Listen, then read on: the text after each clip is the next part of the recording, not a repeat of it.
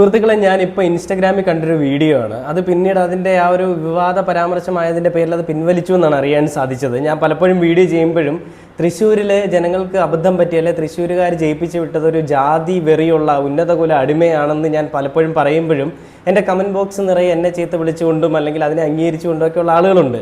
അപ്പോൾ എന്തുകൊണ്ടാണ് ഞാനിത് പറയുന്നതെന്ന് എല്ലാവർക്കും അറിയാം. എന്നിരുന്നാൽ പോലും പല ആളുകളും അതറിയാത്ത രീതിയിൽ സംസാരിക്കുന്നുണ്ട്. സുരേഷ് ഗോപി നീ ആരുടെ ഊളെ, സുരേഷ് ഗോപി നല്ലൊരു വ്യക്തിയാണെന്നൊക്കെ പറയുന്ന ആളുകളുണ്ട്. സുരേഷ് ഗോപി നല്ല വ്യക്തിയല്ലാന്ന് ഞാൻ എവിടെയും പറഞ്ഞിട്ടില്ല. പക്ഷേ സുരേഷ് ഗോപിയുടെ ഉള്ളിലുള്ള ഈ ജാതി വെറിയും സുരേഷ് ഗോപി എന്തോ വലിയ മറ്റേതാണെന്ന ഒരു വിചാരവും ആ വിചാരത്തിനെയാണ് ഞാൻ എതിർക്കുന്നത്.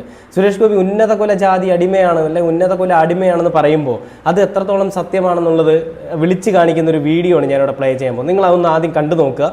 സുരേഷ് ഗോപിയുടെ ആഗ്രഹം ഇതാണ്. 2016 MP ആയ അന്ന് മുതൽ നരേന്ദ്രമോദിജിയോട് ഞാൻ തുടർച്ചയായി പറയുകയുണ്ടായി, എനിക്ക് ഈ ട്രൈബൽസിൻ്റെ മന്ത്രി ആയാൽ മതി.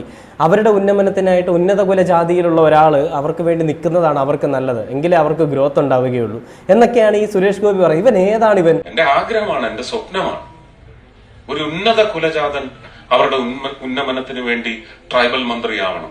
ഞാൻ 2016 MP ആയ ആ കാലഘട്ടം തൊട്ട് ഞാൻ മോദിജിയോട് ആവശ്യപ്പെടുന്നുണ്ട്, എനിക്ക് സിവിൽ ഏവിയേഷൻ വേണ്ട, എനിക്ക് ട്രൈബല് തരൂ.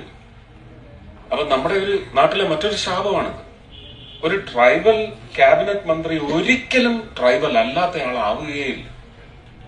എന്റെ ആഗ്രഹമാണ്, എന്റെ സ്വപ്നമാണ് ഒരു ഉന്നത കുലജാതൻ അവരുടെ ഉന്നമനത്തിന് വേണ്ടി ട്രൈബൽ മന്ത്രിയാവണം. ഒരു ട്രൈബൽ മന്ത്രിയാവാൻ ഒരാളുണ്ടെങ്കിൽ അദ്ദേഹത്തെ മുന്നോക്ക ജാതികളുടെയൊക്കെ ഉന്നമനത്തിന് വേണ്ടിയുള്ള മന്ത്രിയാക്കണം. ഈ പരിവർത്തനം ഉണ്ടാവണം നമ്മുടെ ജനാധിപത്യ സംവിധാനത്തിൽ.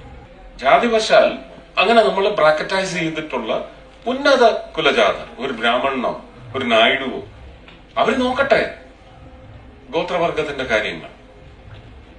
വലിയ വ്യത്യാസം ഉണ്ടാവും. ഇത് ഞാൻ അപേക്ഷിച്ചിട്ടുണ്ട് പ്രധാനമന്ത്രിയോട്. പക്ഷെ ഇതൊക്കെ ചില ചിട്ടവട്ടങ്ങളൊക്കെ. സുരേഷ് ഗോപിയുടെ ഈ വാക്കുകൾ കേൾക്കുമ്പോൾ സുരേഷ് ഗോപി എന്തോ വലിയ മറ്റേതാണെന്നാണ് സുരേഷ് ഗോപിയുടെ വിചാരം. സുരേഷ് ഗോപിയുടെ വാക്കുകളിലൊക്കെയും ആ കമന്റ് ബോക്സ് നിറയെ വന്ന് കിടക്കുന്നത് ഈ വേടൻ എന്ന് പറയുന്ന ഒരു നമ്മുടെ റാപ്പറുണ്ട്, അദ്ദേഹം പാടിയൊരു പാട്ടാണ്. ആ പാട്ടെന്ന് വെച്ചാൽ അതിലെ വരികളെന്ന് വെച്ചാൽ, ഞാൻ പാണനല്ല പറയനല്ല പുലയനല്ല, നീ തമ്പുരാനുമല്ല, ആണൽ എനിക്കൊരു മൈരുമില്ല എന്നാണ് ആ വാക്കുകൾ. അത് തന്നെയാണ് സുരേഷ് ഗോപിയുടെ ഞങ്ങൾക്കും പറയാനുള്ളത്. നീ വലിയ ഉന്നത കുല ജാതിയോ അല്ലെങ്കിൽ താഴേക്കിടയിലുള്ള ജാതിയോ ഏതാണ് നിന്റെ അടുത്ത് പറയാനുള്ളത്? നാണമില്ലാത്തൊരു വർഗം. മോദിജിയോട് പറയണം ട്രൈബൽസിന്റെ മന്ത്രിയാവണോ, എങ്കിലേ അവർക്ക് ഉന്നമനം ഉണ്ടാവുകയുള്ളൂ എന്ന്. സുരേഷ് ഗോപി വിചാരിച്ചാൽ ഉന്നമനം ഉണ്ടാവുകയുള്ളൂ. അവർക്ക് ആവശ്യത്തിലധികം സപ്പോർട്ട് നമ്മുടെ സംസ്ഥാന സർക്കാർ ചെയ്യുന്നുണ്ട്. അതോടൊപ്പം തന്നെ മറ്റുള്ള എല്ലാ സൈഡിൽ നിന്നും അവർക്ക് കിട്ടുന്ന പിന്തുണ, എല്ലാ സൈഡിൽ നിന്ന് അവർക്ക് പിന്തുണ കിട്ടുന്നുണ്ട്. ഇനി നമ്മുടെ സർക്കാർ ചെയ്തില്ലെങ്കിലും, ഞാൻ സർക്കാരിനെ ചേർത്ത് പിടിച്ച് പറയുന്നതല്ല, ഭരിക്കുന്ന പാർട്ടി ആയതുകൊണ്ട് പറയുന്നതാണ്. അപ്പോൾ ഏതൊരു പാർട്ടിയാണെങ്കിലും സാധാരണക്കാർക്ക് എപ്പോഴും അവരെ സപ്പോർട്ട് ചെയ്ത് നിർത്തുന്ന ഒരു പാർട്ടി അവർക്ക് വേണം. അല്ലാതെ ഉന്നത കുല ജാതിയിലുള്ള ഒരാൾ വന്നിട്ട് ഈ ഉന്നത കുലം ഉണ്ടാക്കാനായിട്ട് നിൽക്കേണ്ട ആവശ്യമൊന്നുമില്ല. നാണമില്ലാത്തൊരു സുരേഷ് ഗോപി. ഇതിനെ അംഗീകരിച്ചുകൊണ്ടാണല്ലോ കുറേ ആളുകൾ സുരേഷ് ഗോപിയുടെ പക്ഷം ചേർന്ന് പറയുന്നതെന്നാണ് എനിക്ക് വിഷമമുള്ളത്. ഇത് കണ്ടിട്ട് ഇനി ഇതുകൊണ്ടും കുറേ പേരൊക്കെ വന്നിട്ട് എനിക്ക് പൊങ്കാലിടാൻ വരാം. വന്നിട്ടൊന്നും കാര്യമില്ല. സുരേഷ് ഗോപിയുടെ ഉള്ളിലുള്ള ഒരു ജാതി വെറി അതെന്താണെന്നുള്ളത് വിളിച്ച് കാണിക്കുന്ന വീഡിയോസാണ് ഞാൻ ഈ പോസ്റ്റ് ചെയ്തിരിക്കുന്നതിലെല്ലാം ഉള്ളത്. ഇത് കണ്ടിട്ടും നിങ്ങൾക്ക് സുരേഷ് ഗോപിയെ പ്രേമിക്കാൻ തോന്നുന്നുണ്ടെങ്കിൽ, അല്ലെങ്കിൽ സുരേഷ് ഗോപി വലിയ മറ്റേതാണെന്ന് തോന്നുന്നുണ്ടെങ്കിൽ നിങ്ങളോട് ഞങ്ങൾക്ക് ഒന്നും പറയാനില്ല. കാരണം ഇത്രയും ജാതി വെറിയുള്ള, ജാതി പറഞ്ഞാൽ പിടിച്ചകത്തിടുന്ന ഒരു നിയമമുള്ള നമ്മുടെ നാട്ടിൽ ഈ കേന്ദ്രമന്ത്രിയായിട്ടുള്ള സുരേഷ് ഗോപി ഓടി നടന്ന് ജാതി പറയുക, എന്നിട്ട് സുരേഷ് ഗോപി പിടിക്കാൻ ഒരു നിയമവും ഇല്ല. എന്തുകൊണ്ട് അതിന് നിയമമില്ല? സുരേഷ് ഗോപി ഹിന്ദു ആയതുകൊണ്ട് ഹിന്ദുവിനെതിരെ പറയുന്നത് കൊണ്ട് ഒരു കുഴപ്പമില്ലെന്നാണോ? ഇനി സുരേഷ് ഗോപി ക്രിസ്ത്യൻ ആയിരുന്നെങ്കിൽ ക്രിസ്ത്യൻസിനെതിരെ പറയുകയാണെങ്കിൽ ഒരു കുഴപ്പമില്ലെന്നാണോ? പക്ഷെ അല്ല. ഇതിലാണ് ഹിന്ദു എന്ന് പറയുന്ന ആളുകളുടെ ഐക്യമില്ലായ്മയും ആളുകളുടെ ഒരു കഴിവില്ലായ്മയും എനിക്ക് എടുത്തു പറയാനുള്ളത്. കാരണം ക്രിസ്ത്യൻസിലോ മുസ്ലിംസിലോ ഏത് വിഭാഗത്തിൽപ്പെട്ട ആളുകൾക്കിടയിലോ എന്തെങ്കിലും ഒരു അതൃപ്തി ആരെങ്കിലും ചൂണ്ടിക്കാണിച്ചാൽ അവൻ ഒറ്റക്കെട്ടാണ്. അതേസമയം ഹിന്ദുക്കൾക്കിടയിൽ ഈ ഒരു ഐക്യമില്ല. അതെല്ലാവർക്കും അറിയാവുന്നൊരു കാര്യം തന്നെ. അതുകൊണ്ടാണ് ഇവൻ ഇങ്ങനെ കിടന്ന് പുലമ്പുന്നത്.